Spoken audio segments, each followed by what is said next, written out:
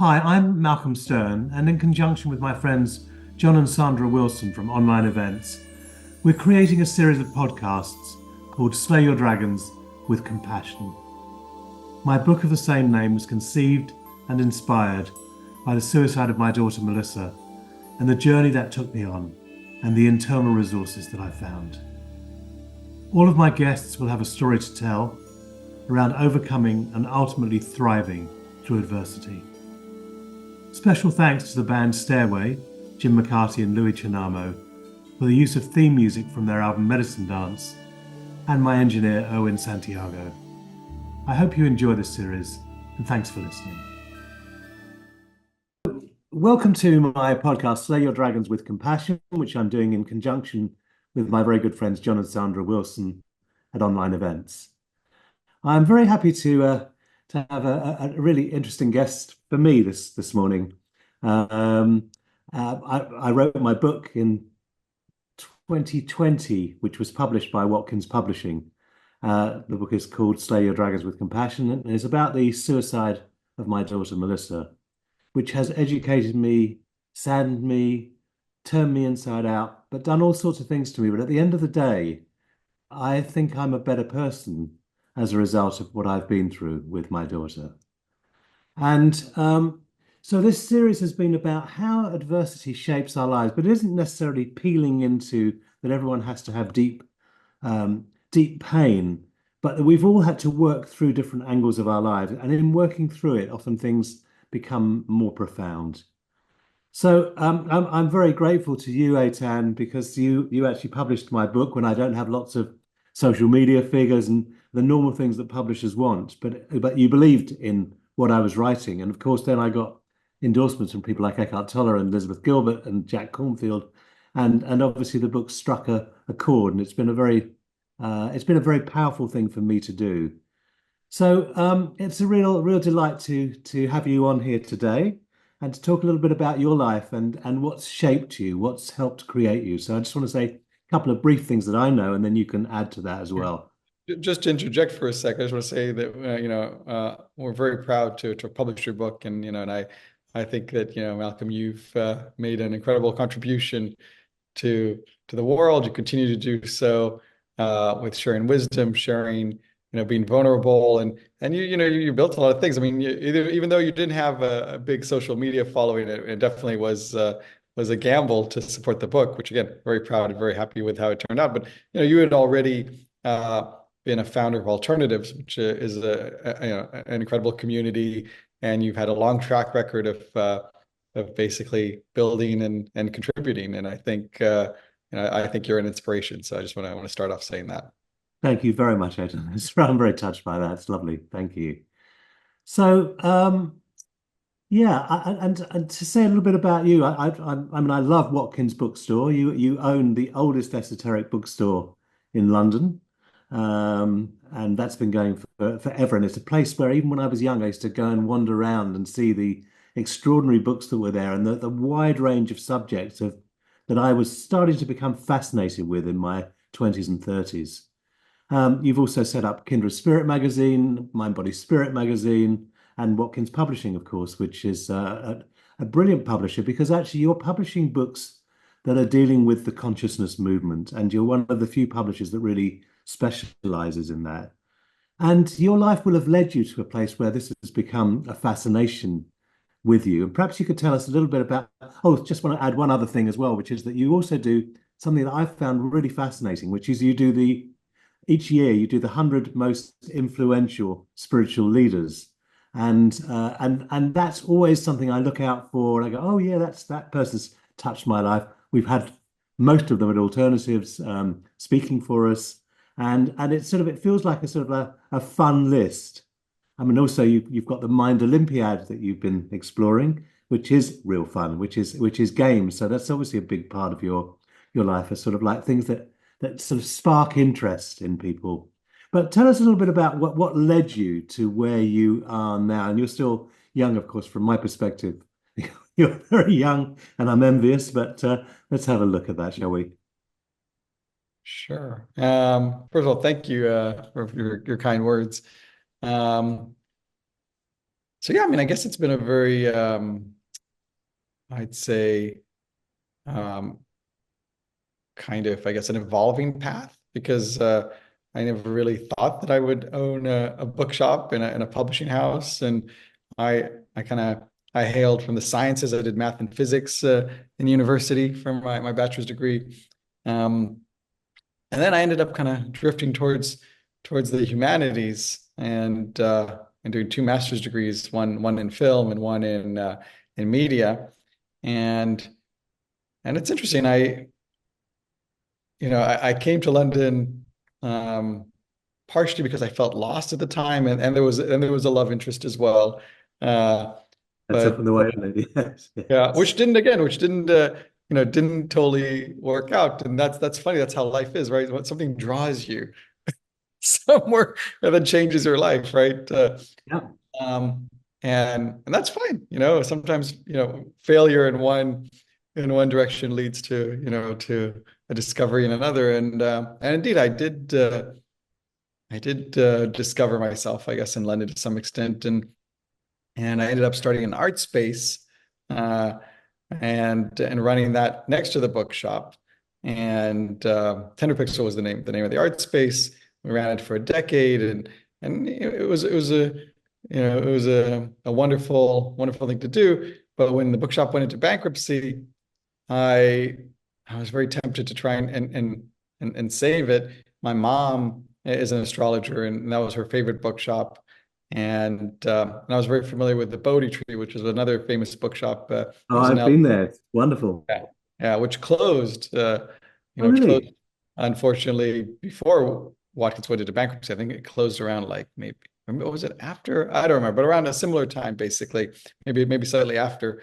But basically, I knew that these bookshops were disappearing, and and I believe that Watkins is an institution that needs to be preserved. It gives so much light to so many people, and so yeah, I bought it from bankruptcy, or as we say, administration here in the UK, and Yes. uh, and then it took a lot of hard work to kind of resurrect it. One of the things we did was indeed launch Watkins Mind, Body, Spirit Magazine, which was a sort of was based a bit on the Watkins Review, which had existed beforehand.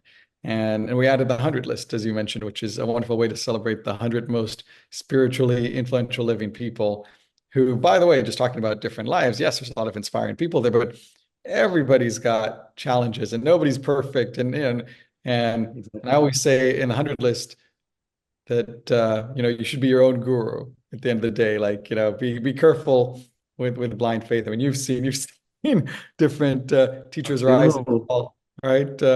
And indeed, and we've seen that too. And I think sometimes you also have to separate the message from the messenger as well, right? That's a different topic, right? It's true. And often when I look at we've had a lot of these spiritually influential people add alternatives. And what I've often seen is that they've had to go through their own adversity in order to become who they are. So we had Elizabeth Gilbert, who's probably, I don't know if she is on your 100 list, Has been, I In believe. Pray Love, probably.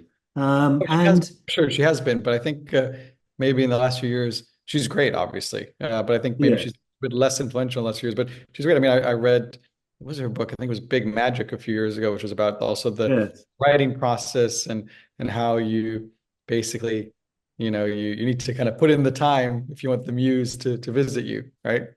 I think that's lovely. If you want the muse to visit you, because that's very much my thing, is that when I'm running psychotherapy groups, I often feel like the muse is with me.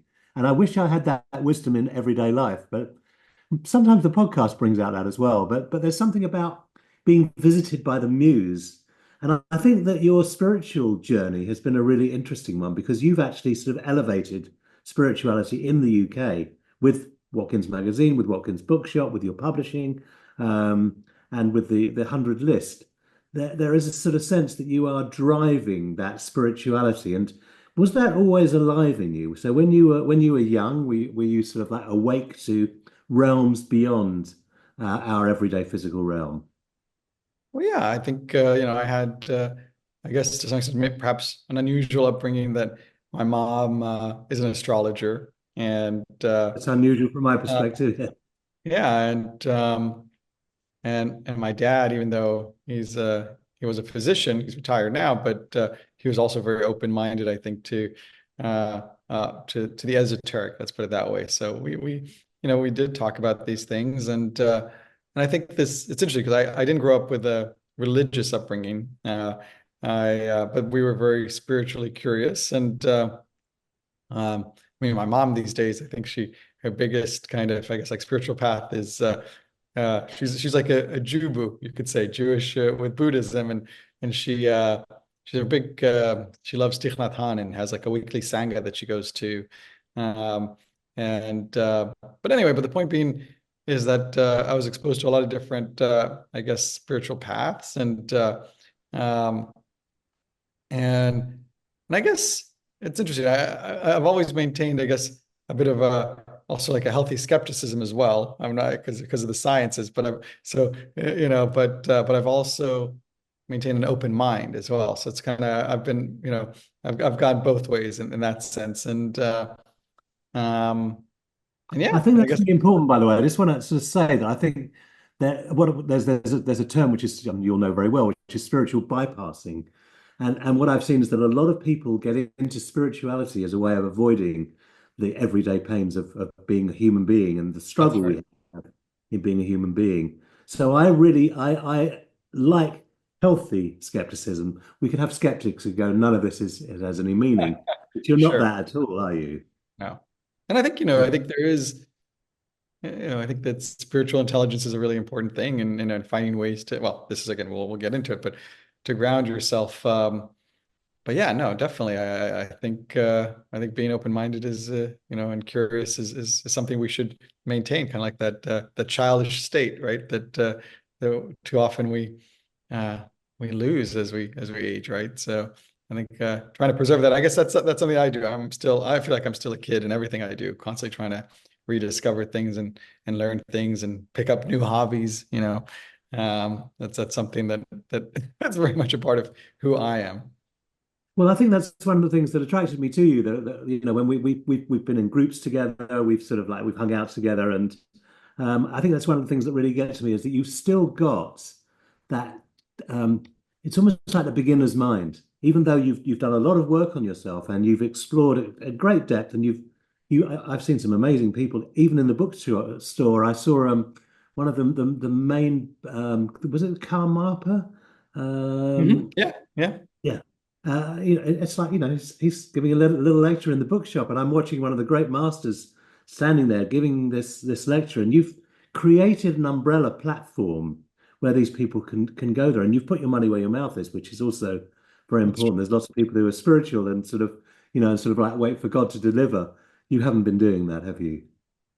No, I mean, one thing about me is I like to get stuff done. And that means, I mean, again, you mentioned Elizabeth Gilbert earlier. I do like, she does say in Big Magic that I think she said like good and done is better than perfect or something like that.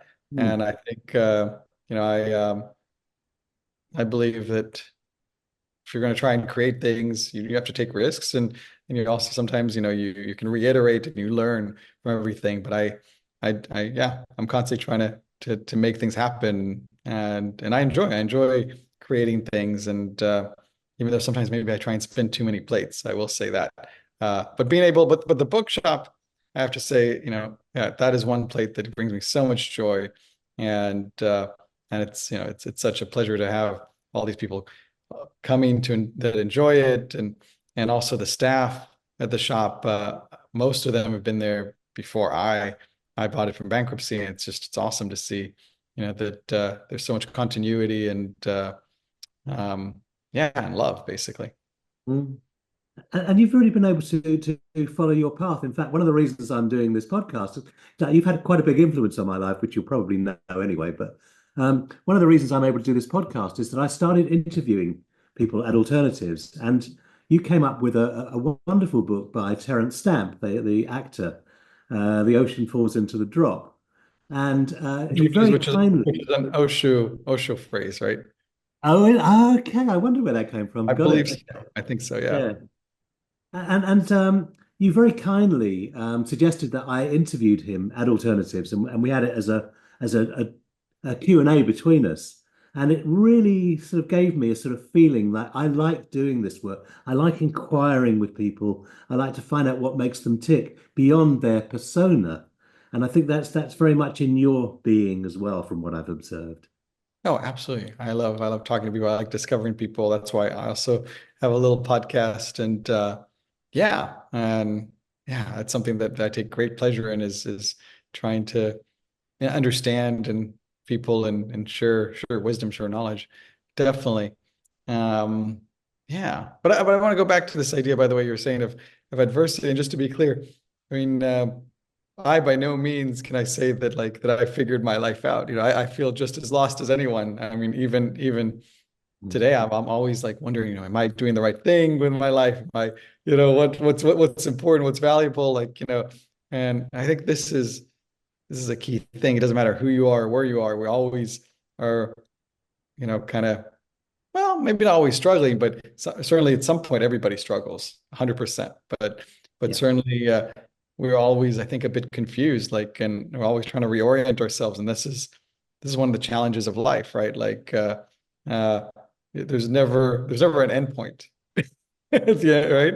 I think that's the thing. I remember doing a meditation with Pir Vilayat Khan, the Sufi leader, at one point, and he was talking about that we get to a certain stage, and then we see that the next mountain's there ahead of us, and there's never an end point, which is what you've just said as well. And I think that that's part of the wonder of life as well, that there isn't an end point, that we are continually striving to better ourselves, but we're never going to become whatever perfect might look like. And I don't think I'd even want to be perfect. I think what I want to be is in integrity and following the trail that I feel like life has set out for me. And you've certainly followed a trail. And so let's come back to the theme of adversity. Some of what helps us follow the trail is by overcoming the demons that we have or the dragons that we have inside us.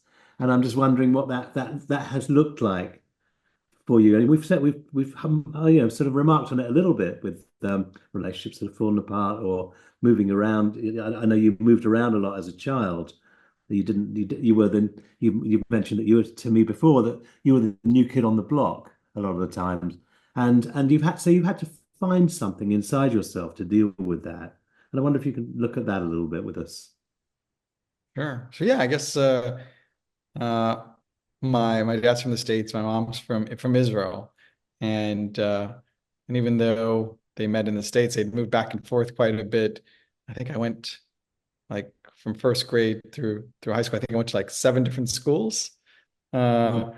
Uh um and you know, I had to get used to kind of, I guess, rebuilding a new life. And I think that's definitely had a big impact on me. And also switching sometimes languages, right? Several times I had to switch even the language that I was studying in from like English to Hebrew. Um, and that definitely had some challenges there, which I think in many ways also taught me to be more flexible and to find myself now. I guess it's funny because London is a place where I don't really have any family, but I've been able to build, I guess, my own kind of family, so to speak, here. Uh, and I guess I learned some of those skills along the way by getting used to kind of building a life in new places. But and I've been here for 18 years, by the way, so quite Yes. quite a while.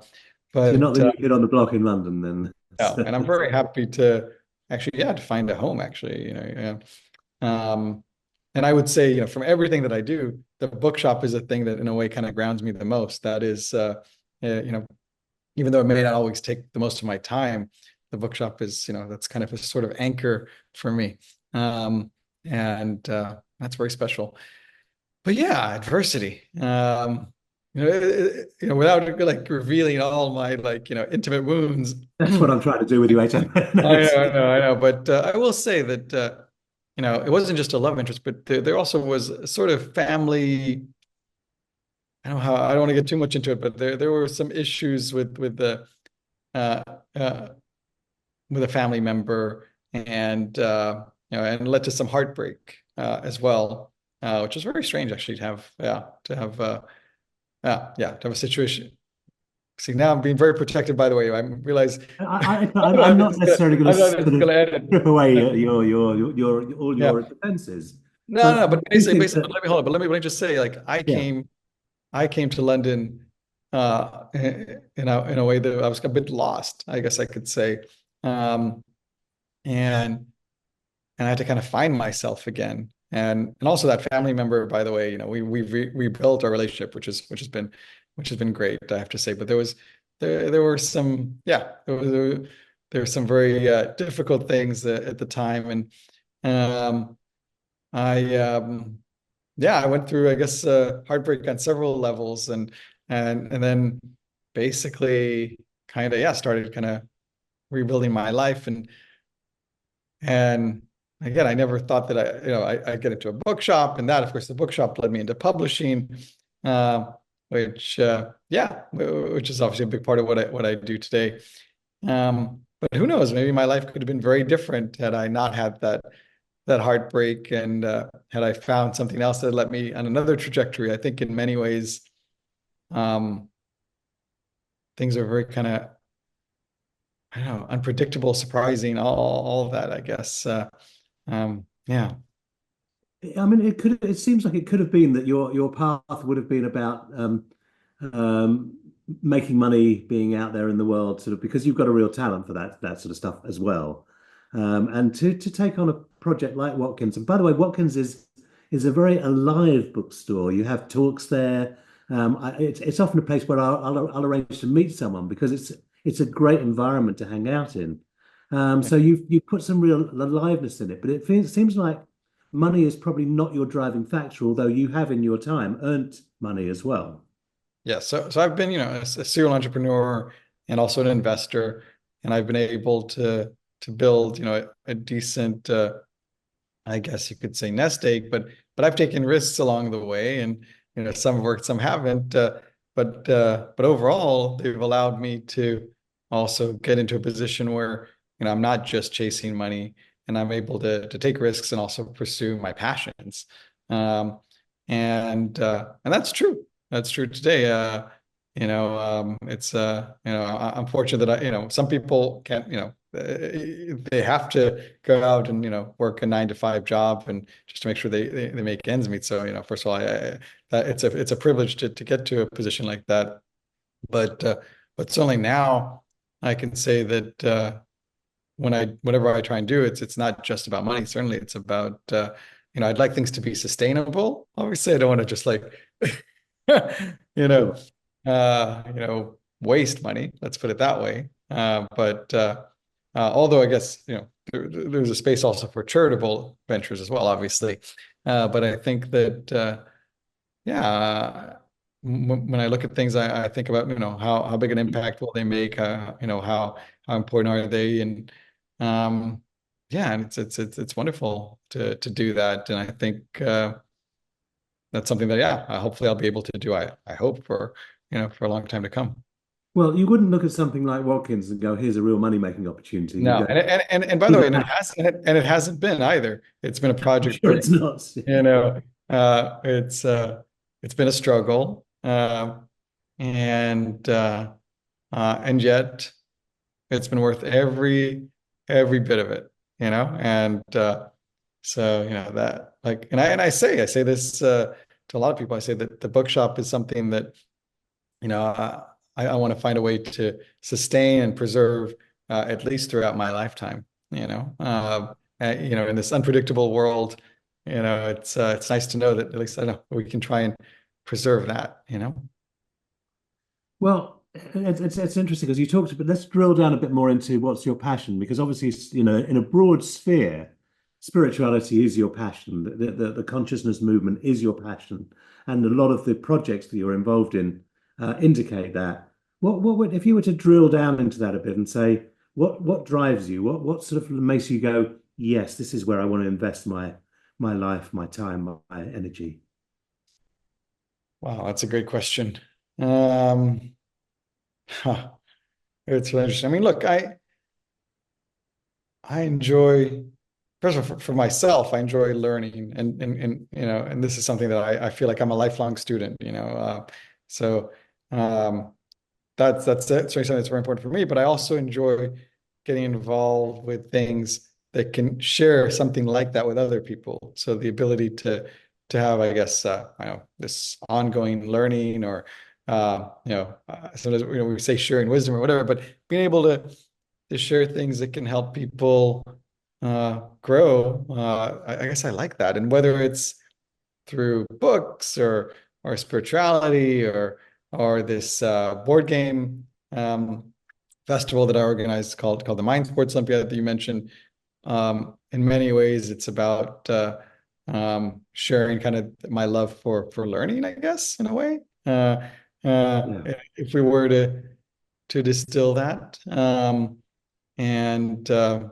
It's yeah, interesting 'cause when you talk about that, it's as though it's a norm, but I think that people often switch off. They come to a certain point in their lives and they switch off. Their capacity for learning is no longer visible and no longer tangible in them. And I think what I see for you is a passion to continue to evolve and to let the steps guide you. So Watkins guided you, the shop guided you to the magazines, guided you to the publishing house. And I know these are not probably not enormous money spinners, but they are places where you are able to bring through voices. I know that Terence Stamp, for example, who I mentioned earlier, was very touched that you published his book, and that um, I think it gave him a real opportunity to drill down into who he is, what drove him, and that was fascinating to me to see that there was a lot more to him than the very, very handsome actor who'd made it on this on the film sets, but actually was deeply drawn to his spirituality. I think that's where you encourage spirituality in the people who you explore with. absolutely. Yeah, and I've always wanted to help give a platform for different voices. And, Watkins itself, we always say it's the most all-inclusive, I guess, like spiritual place you'll find, right? We say all spiritual paths are welcome. And yeah, I love that. We don't have any particular agenda. And Mm. I think that's really important. Um, but yeah, certainly it's true. That the publishing house has been a great place to do that. I mean, the art space that I ran Tender Pixel for a decade, and then I ended up kind of switching over to publishing because that's where I felt that became my passion, and that was a place where I felt I could have a bigger reach. But um, it also was a space that gave a platform to emerging artists and new voices, and that I really enjoyed that, curating these exhibitions, and yeah, and creating a community. Those are things that I find valuable. It's interesting, to think about how, I guess, my life has evolved in a way, and I wonder how, publishing also is changing. I wonder what the future will hold. Um, I'm curious about all these things. We've also got a new initiative recently called the Watkins Wisdom Academy, which is an online courses platform that we've been developing, and I think that's a nice initiative. So yeah, I'm constantly experimenting and trying to figure out new things. But I guess in many ways they have a very there is this overall kind of this yeah this similarity, this sort of narrative that's still kind of running through it all. And yeah, but I'm curious as to where things will be 10, 20 years from now. I'm not sure exactly how my life will look. The bookshop, again, I'm pretty sure, and I'll look like an idiot if anything changes, but the bookshop, like I said, it's that I want to keep as is, and I don't want it to change too much. Obviously, it changes with whatever books are trendy, but I want to preserve its authenticity, if that makes sense. Well, I do feel like when I walk into Watkins, I walk back in time. It's like this sort of, there's the sort of like the great wisdom teachers are all there in the shop. I don't know any other shops like it. And I think that is a real passion. But I think what I'm getting the theme of what you do is that you provide platforms for people. You provided a platform for me. You provided a platform for Terence Stamp. You provided a platform for many writers, people who had something to say. And I think you're a curator in some ways. It's almost like you create something that goes, okay, you've got something to say. If you can put it across in a way that's feasible, I'll support it. And that's been amazing from my perspective personally.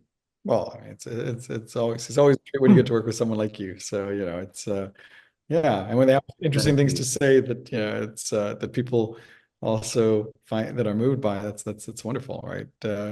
We're all looking for insight. Well, I like to think that at least. Yeah. I think that's true, but I think it would have been very easy for you to set yourself up as a teacher and to sort of like to use your platforms for you. And I can see that that ha hasn't necessarily been, you have wisdom, you have lived experience, but somehow you haven't gone into the ego space where it's like you're making it yours. You're clearly the curator, and you clearly care about it. Sure. Well, it's interesting. I mean, even my podcast, which is like maybe it is my podcast, but even that, it's not about me. It's all about me interviewing people about their lives and primarily their books. Usually, I'll have someone on the podcast. I'll read their book beforehand and just discuss the book. And again, it's a way to kind of go into their life. So yes, it's true. I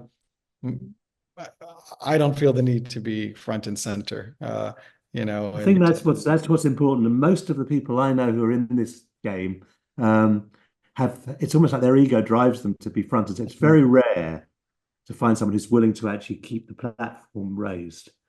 that's And it. you've done that, Oh, doing that.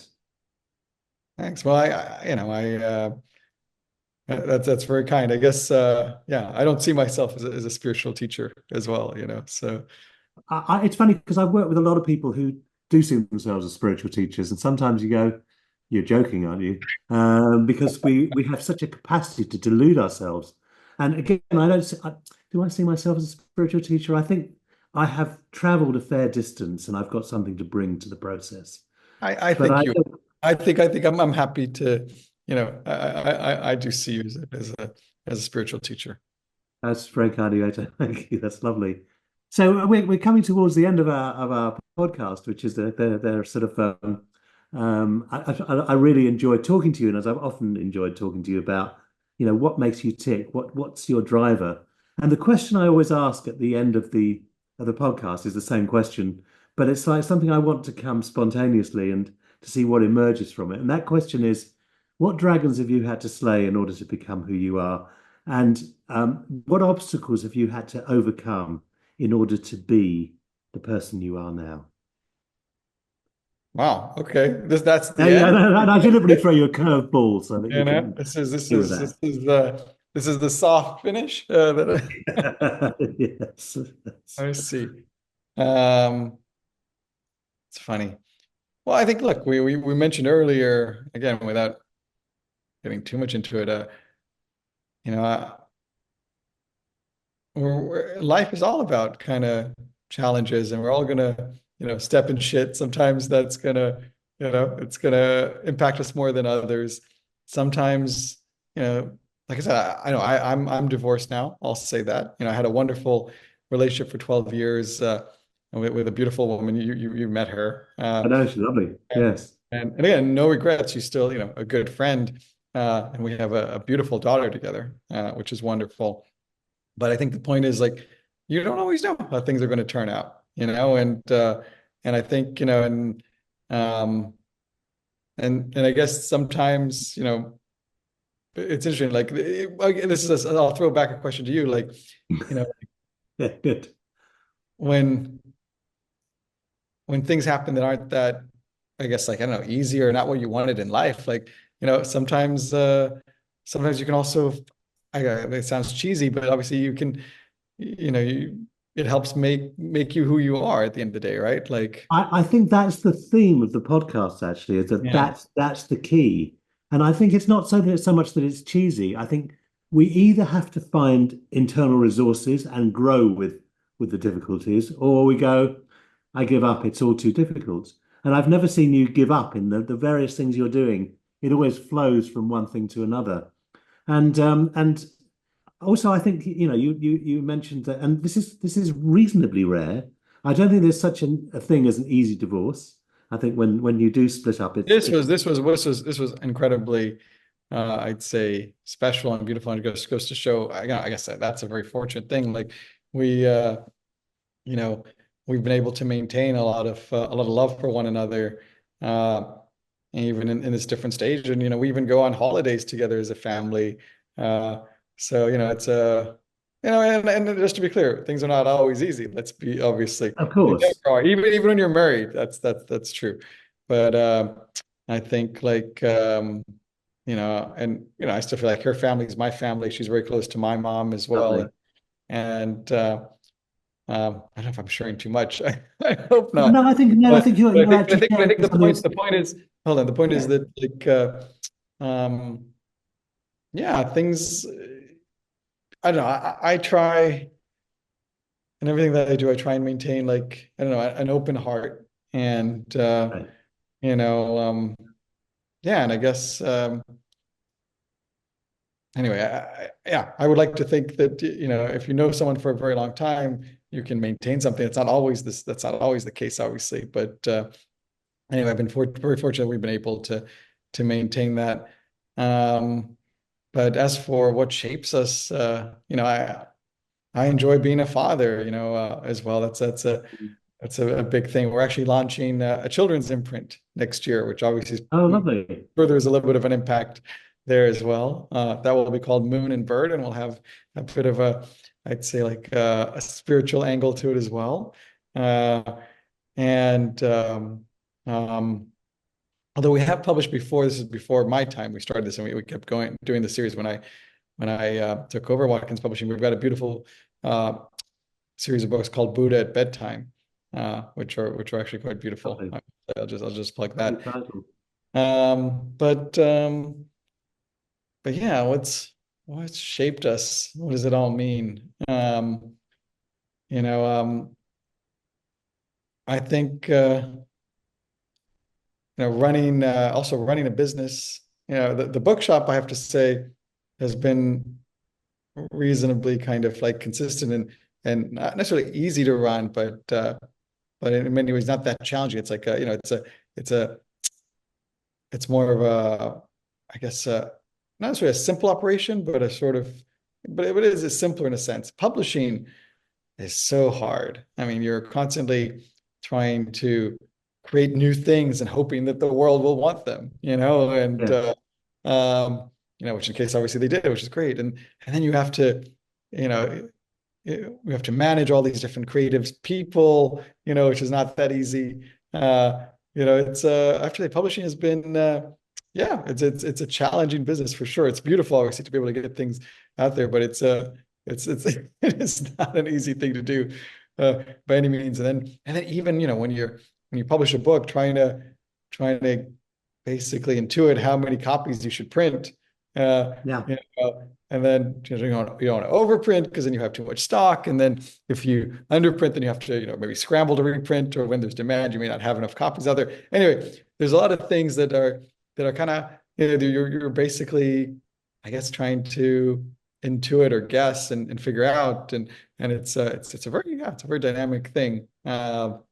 So yeah, not an easy thing to do. But yeah, obviously in many ways it's amazing to it's a Yeah. privilege to be able to do it. But yeah, certainly not a simple business by any stretch of the imagination. Um, I but just want to go back, Aitan, just very briefly to the fact that you've actually sustained a good relationship with your ex-wife. okay, well, I'll go back to that. Cool. Yes, sure. I just want to go back to that because actually, when I think about it, I think one of the things I'm most proud of in myself is that I've managed to sustain a good relationship with my ex-wife, even I though it know, was I a know you've done difficult that. moment. I've seen you guys together. Oh, And, yes, you have. That's true. it's beautiful actually to see.